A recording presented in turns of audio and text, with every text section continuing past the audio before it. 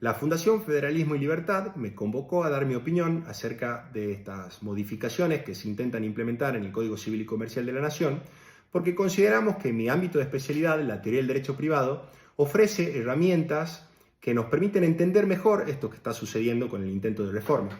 Lo que voy a hacer yo en este video va a ser ofrecerles dos conceptos de la teoría del derecho privado que nos van a permitir pensar, entender esta reforma, y también voy a dar mi opinión desde el punto de vista de estos dos conceptos. Estoy seguro que entre las personas que están escuchando esto, la gran mayoría no son abogados, por eso voy a intentar ser muy didáctico y claro, dada la complejidad de estos conceptos abstractos filosóficos de la teoría o filosofía del derecho privado. Así que voy a hacer un esfuerzo, espero lograr mi objetivo.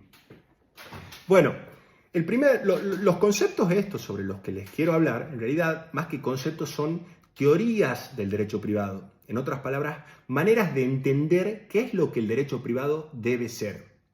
La primera teoría es conocida como teoría liberal del derecho privado. También se le llama teoría clásica o teoría formalista. Esta teoría tuvo auge, le pongamos así, tuvo un gran auge durante el siglo XIX y en Argentina fue implementada en el Código Civil de Vélez Arfield, 1871. Para esta teoría, puesto de una manera muy concreta, la finalidad del derecho privado es permitir que los individuos desarrollen sus proyectos de conducta sin intervención de terceros. Que cada uno decida lo que cada uno quiere hacer sin que los terceros lo molesten. Y como los individuos en sus planificaciones, en su desarrollo de proyectos necesitan de cosas, necesitan asociarse, necesitan hacer intercambios y a la vez necesitan que esas cosas e intercambios sean protegidos, lo que el derecho civil hace, o derecho privado hace, es establecer legislaciones acerca de la propiedad privada, los contratos, intercambios, las asociaciones o sociedades y un derecho de daño que proteja estos derechos. Es muy importante para la teoría clásica del derecho privado que las leyes que se escriben de acuerdo a esta teoría en los códigos, en las leyes, sean muy precisas y claras. ¿Por qué? Porque si la finalidad del derecho privado es que los individuos puedan proyectar, es muy importante que los individuos entiendan rápidamente cuáles son las consecuencias jurídicas de sus actos. ¿Cómo logra el derecho civil tradicional, clásico, para ser muy preciso? Lo hace con una técnica legislativa que tiene dos etapas. Por un lado, describe con gran precisión un tipo de conducta, se piensa en un contrato, una definición tradicional dice, hay contrato cuando dos personas se ponen de acuerdo para arreglar sus derechos, y a la par se establece una consecuencia jurídica para esa conducta. En el caso del contrato se puede decir, el contrato debe ser cumplido. Contrato, efecto jurídico, cumplimiento. De nuevo, esta manera clara de legislar el derecho privado permite a los individuos saber cómo celebrar un contrato para que ese contrato sea válido, sea ejecutado en un tribunal. La otra teoría del derecho privado le podemos llamar de teoría liberal paternalista. Esta teoría comenzó a desarrollarse en el principio del siglo XX, pero tuvo obtuvo mayor claridad y pudo ser explicada, desarrollada de una manera orgánica en los últimos 20, 30 años. Esta teoría es liberal, como la anterior, porque ciertamente respeta el derecho de propiedad, establece un derecho de propiedad robusto, un derecho de contratos, un derecho de sucesiones, un derecho de daños, pero es paternalista. ¿Qué significa esto? Esta teoría entiende que en ciertas relaciones de la vida en sociedad hay ciertos individuos que se encuentran en una situación de asimetría de poder ante otros individuos. Por ejemplo, uno va al supermercado y quiere comprar una leche y un consumidor no sabe cómo fue producida esa leche. Tampoco puede discutir el precio de esa leche. Se interpreta que el consumidor, cuando querés comprar algo en un supermercado, querés comprar un auto, querés tomar un crédito, se encuentra en una situación de vulnerabilidad porque le falta información acerca de lo que está tomando y tampoco puede negociar el precio y los términos contractuales. Lo que el derecho privado protectivo, también se le llama tuitivo o paternalista, intenta hacer es proteger a las personas que se encuentran en esa situación de vulnerabilidad. ¿Cómo hace la técnica legislativa para proteger a las personas en situación de vulnerabilidad? Utiliza dos técnicas legislativas. La primera es muy parecida a la técnica tradicional del formalismo. Establece leyes en donde se describen conductas típicas, situaciones típicas de vulnerabilidad a las que le siguen consecuencias concretas, protecciones específicas. Un ejemplo de esto, muchas leyes de protección y defensa del consumidor. Existe otro tipo de protección en la que, en lugar de protegerlo desde una ley, quien protege o en donde se protege es en los estrados judiciales. Protege el juez o la jueza. Se parte del entendimiento de que es muy difícil prever todas las situaciones en las que una persona se puede encontrar en una situación de vulnerabilidad desde la legislatura. Es muy difícil imaginar para un legislador todas las situaciones en las que una persona se puede encontrar en una situación de fragilidad que necesite protección. Por lo tanto, lo que hace el legislador es delegarle al juez la facultad de intervenir sin necesidad de tener una ley que lo avale por sí mismo, hacer lo que se conoce como activismo judicial. Desarrollar también lo que se conoce como justicia particularizada del caso concreto o equidad, también se le llama.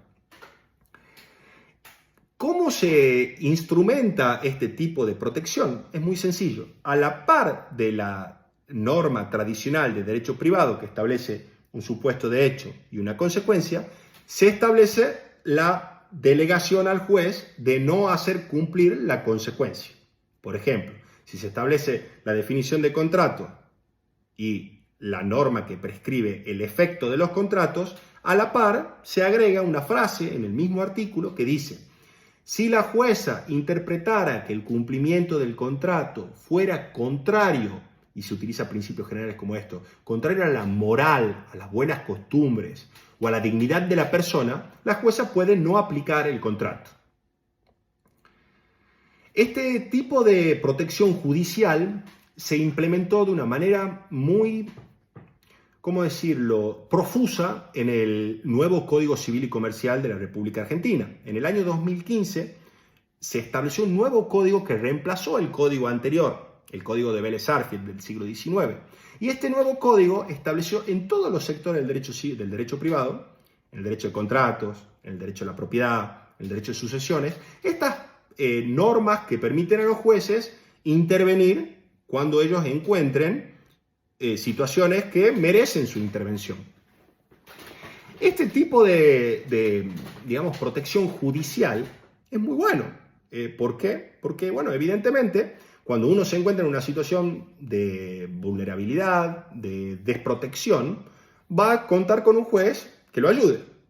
Pero al mismo tiempo es una norma también problemática. Es un tipo de regulación problemática. ¿Por qué? Porque en el mundo pluralista en el que vivimos, lo que para uno constituye una buena costumbre, para otra persona quizás no lo sea. En otras palabras, lo que para mí es moral, una buena costumbre, acorde a la dignidad de las personas, para vos muy bien puede ser contrario a lo que yo pienso. Vivimos en un mundo pluralista, de diversidad de opiniones, y en consecuencia la gente tiene diversas concepciones sobre lo bueno. Lo mismo sucede entre los jueces. Hay jueces que piensan de una manera y jueces que piensan de otra.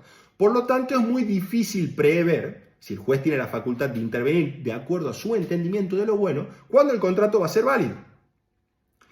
Establecidos estos dos conceptos, liberalismo clásico, claro, liberal, y derecho privado protectorio, de activismo judicial, me gustaría ahora analizar lo que a mi juicio se intenta hacer con este proyecto de ley que se llama Ley de Bases.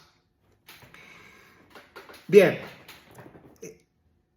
si quitamos el decreto de necesidad de urgencia, que sí intervino en leyes formalistas, protectorias, como las leyes del trabajo y como la regulación del contrato de alquiler, si quitamos a un lado eso y nos ceñimos a interpretar el texto del proyecto Ley de Bases en cuanto a establece modificaciones al Código Civil y Comercial, vamos, al menos esta es mi lectura, veremos que en las 60, más o menos son 60 modificaciones que se establece, la gran mayoría lo que hacen es quitarle este poder y de intervención a los jueces. Es muy básico y simple el movimiento que se hace. Se identifican estas frases del código actual en donde se establece términos como moral, buenas costumbres, dignidad de la persona, y se las quita. Se dice, deróguese la parte en que se dice eso.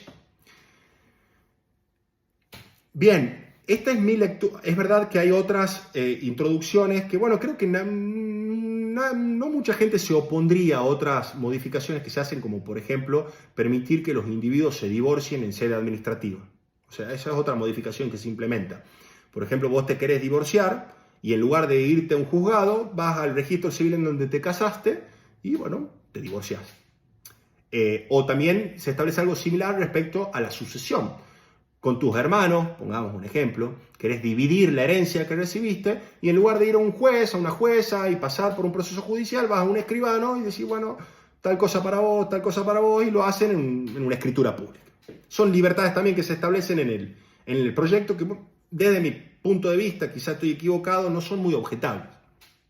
Lo que sí es polémico es esta parte en donde se modifica, donde se le quita este poder a los jueces. Esa es la lectura que hago yo. Muchos juristas muy importantes de la República Argentina, de hecho una de ellas escribió el Código Civil del 2015, consideraron que esta reforma es sistemática, que esta reforma irrumpe contra lo que se podría llamar el espíritu del Código Civil Comercial argentino. Yo no creo que esto sea tan así, porque muchas normas del Código todavía permiten a los jueces intervenir en todas las relaciones de derecho privado, incluso en los contratos. Por ejemplo, cuando se regulan los actos jurídicos, ya me estoy metiendo en tecnicismo, pero bueno, vale la pena decirlo, siguen presentes estas referencias a la moral y las buenas costumbres.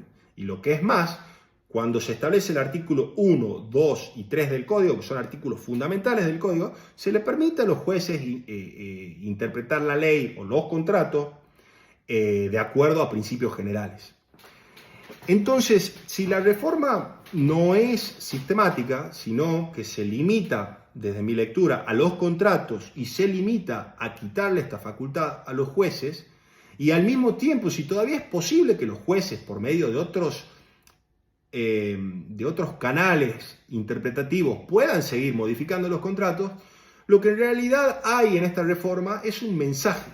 Es un mensaje, un mensaje importante porque pretende ser emitido por la legislatura, un mensaje que diría que a este código, que por un lado es liberal y que también por el otro es paternalista, en lo que toca a los contratos, debe ser interpretado un poco más de una manera liberal o predecible que paternalista o protectora. Bueno, esta es mi opinión sobre la reforma que se intenta implementar, pero bueno, lo que espero que les sea útil, pero lo que más me interesa es que hayan obtenido algún tipo de interés por esto que le llamamos la teoría del derecho privado, porque, bueno, a mi manera de entenderlo, son entendimientos generales, filosóficos, si se quiere, muy útiles, porque nos permiten entender el derecho, de qué tipo de derecho estamos hablando, y también formar nuestras propias opiniones acerca del derecho y también acerca de las modificaciones al derecho. Gracias por el tiempo.